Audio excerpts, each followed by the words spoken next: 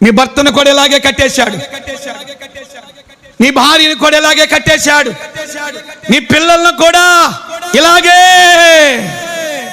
ఇక్కడ సాదృశ్య రూపకంగా ఎలాగైతే ఉన్నాడు ఈ పిల్లవాడు బంధకాలతో, అలాగే నీ భర్తను, నీ పిల్లలను, నీ కుటుంబాన్ని, నీ బంధువులను, నీ రక్త సంబంధికులను అపవాది ఇలాంటి కట్లతోనే కట్టేశాడు.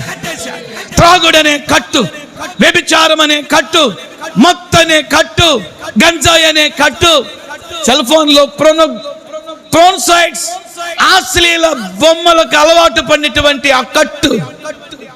తల్లులారా, తండ్రులారా, మా అబ్బాయికి 5 ఏళ్ళు పెట్టి సెల్ ఫోన్ కొనిచ్చానని సంబరపడవాకు.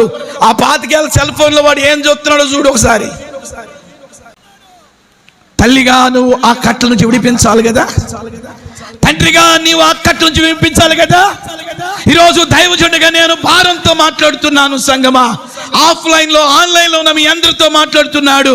నీ ఇలాంటి బంధకాలలో ఉన్న వారిని విడిపించడానికే కదా నీకు అభిషేకం ఇచ్చింది.